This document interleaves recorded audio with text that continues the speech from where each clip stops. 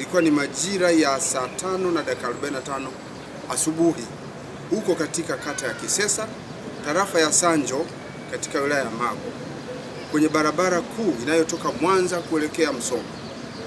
Ni kwamba gari lenye namba za usajili T 885 ENK aina ya Scania mali ya kampuni ya Sedco Tanzania Limited ilikuwa ikitokea Mwanza mjini kuelekea Bariadi. Ilikuwa ikiendeshwa na dereva ambaye anaitwa Mdamu Masalu Nyarusila. Ana umri wa miaka 40. Kazi yake ni dereva na mkazi wa Bariadi. Gari hiyo lori ilimgonga mtembea kwa miguu aliyekuwa anavuka barabara kutoka upande wa kulia mwa barabara kwenda upande wa kushoto mwa barabara hiyo. Aliyegongwa anaitwa Prosper Yusuf Msafiri.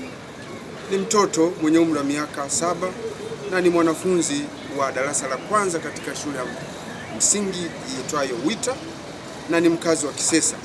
Ajali hiyo ilisababisha kifo cha mtoto huyo hapo hapo kwenye eneo la ajali.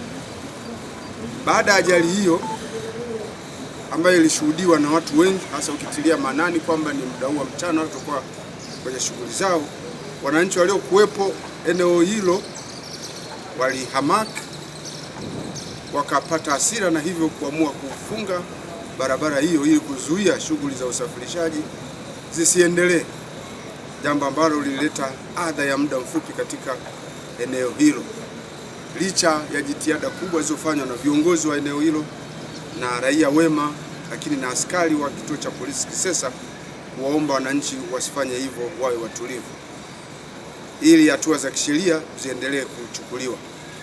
Hata hivyo, wananchi hao waliendelea kufanya vurugu na kuweka matuta kwa kuweka mawe barabarani ili kuzuia magari yasipite. Hata hivyo, jeshi la polisi walifika na kuongezeka katika eneo hilo mara moja na kuwadhibiti na kuzidhibiti fujo hizo. Baada ya kuwaelimisha, na wale waliokaidi walitawanywa kwa kutumia mabomu ya machozi na waliweza kuondoka ndani ya muda mfupi, na hivyo jeshi la polisi likafanikiwa kurejesha amani katika eneo hilo na kuruhusu barabara hiyo kuendelea kutumika katika hali yake ya kawaida, ambapo inaendelea kutumika hadi sasa. Hata hivyo, jeshi la polisi katika mkoa wa Mwanza limechukua jitihada za kuwasiliana na mamlaka ya barabara, yani TANROADS, ambao sasa tunapoongea wamekwisha fika kwenye eneo hilo na kuanza kufanya tathmini na kuona namna ya kuweka matuta kama ambavyo wananchi wameomba.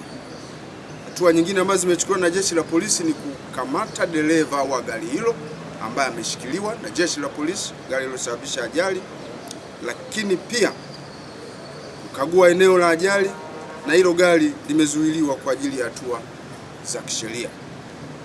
Dereva huyo atachukuliwa hatua kwa mujibu wa sheria, kanuni na taratibu za sheria ya usalama barabarani. Kwa hiyo tumemshikilia kwa sababu hizo za usalama wake, lakini pia za kiuchunguzi kuhusiana na tukio hili. Tunazidi kuwaomba wananchi waache kujichukulia sheria mikononi.